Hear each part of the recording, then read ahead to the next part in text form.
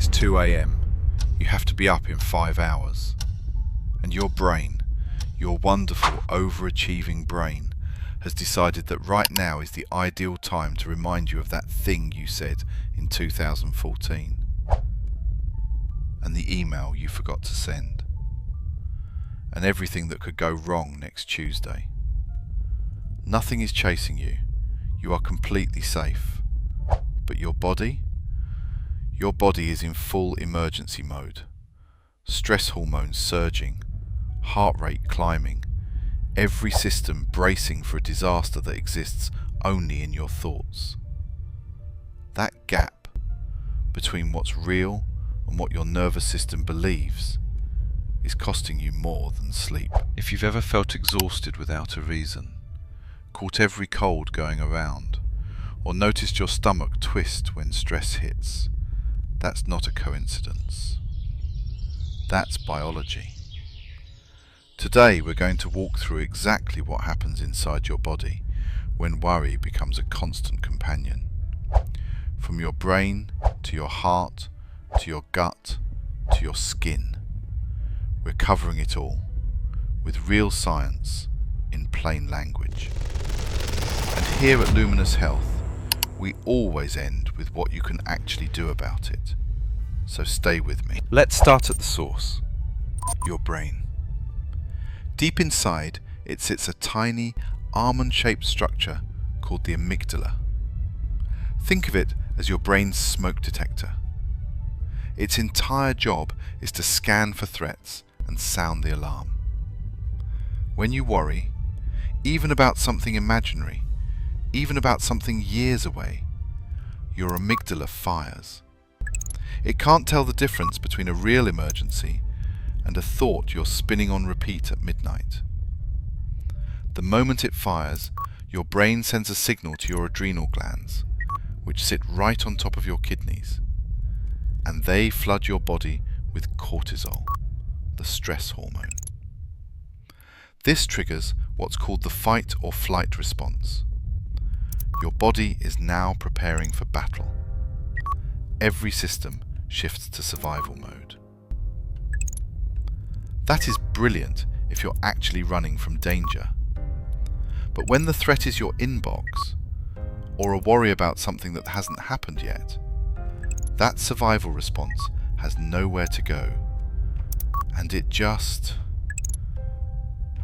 keeps running. That cortisol surge hits your heart almost immediately. Your heart rate climbs, your blood vessels tighten, your blood pressure rises, all so your muscles can get oxygen fast. Short term, totally manageable. Your body was designed for that. But chronic worry means chronic elevation, and sustained high blood pressure is one of the leading contributors to heart disease. It's not dramatic, it's quiet, it's cumulative. It's the slow drip that wears the stone. Studies show that people with high anxiety have significantly elevated risk of cardiovascular events. Not because they're weak, but because their bodies have been working overtime for too long. Ever gotten butterflies before something stressful? That's your gut-brain connection in action, and it runs both ways. Your gut has its own nervous system, literally called the enteric nervous system, with over 500 million nerve cells. It communicates directly with your brain via the vagus nerve.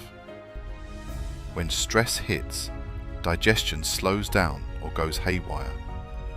That's why chronic worriers often deal with IBS, bloating, nausea, or acid reflux that no diet change seems to fix. It's not in your head. Well, it starts there, but it absolutely ends up in your stomach. Okay, here's the part that genuinely surprises most people.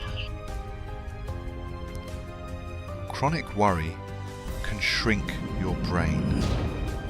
Specifically, prolonged cortisol exposure has been shown to reduce volume in the hippocampus, the region responsible for memory and learning.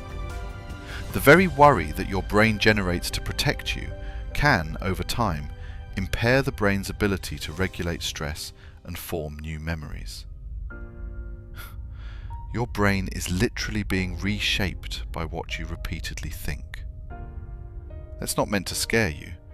It's meant to show you how powerful this is in both directions. Because what can be worn down can also be rebuilt. Cortisol is also an immune suppressant. In the short term, that's useful. Inflammation slows you down in a crisis. But long term, your immune defenses drop. You get sick more often. You heal more slowly. Sleep takes a hit too. Cortisol is meant to be low at night, but in chronic worriers it stays elevated, disrupting the deep sleep your brain desperately needs to reset. Your muscles hold tension constantly. Jaw clenching, shoulder tightness, headaches. That's not stress in your mind. That's your muscles literally bracing for impact.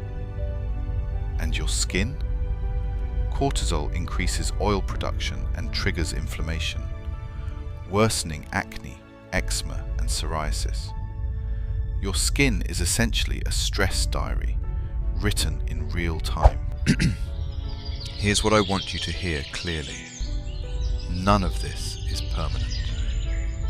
Your nervous system is remarkably adaptable, and there are evidence-based ways to interrupt this cycle today. First, physiological sighing. A double inhale through the nose, followed by a long, slow exhale through the mouth. Research from Stanford shows this is the fastest known way to down-regulate your nervous system in real time. 1 breath, 30 seconds, measurable shift. Second, scheduled worry time. This sounds strange, but it works. Set a specific 15-minute window each day to worry on purpose. When anxious thoughts arise outside that window, your brain learns to defer them. It reduces the cortisol spikes that come from uncontrolled worry looping all day. Third, movement. Even a 10-minute walk burns off the cortisol your body produced. It completes the stress cycle, giving your body the physical release it was biologically primed for. You don't need a gym, you need motion. Small, consistent steps. That's how you rewire this. Your body isn't betraying you. It's trying to protect you, the only way it knows how. And now that you understand what's happening under the surface, you have something worry never wanted you to have. Clarity.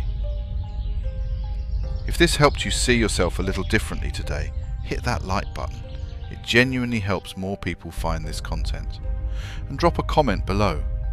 What does your worry feel like in your body? I read every single one. Subscribe if you haven't yet, and next week we're going deeper on the vagus nerve, the hidden key to calming your entire nervous system. You're not going to want to miss it. Take care of yourself. I'll see you then.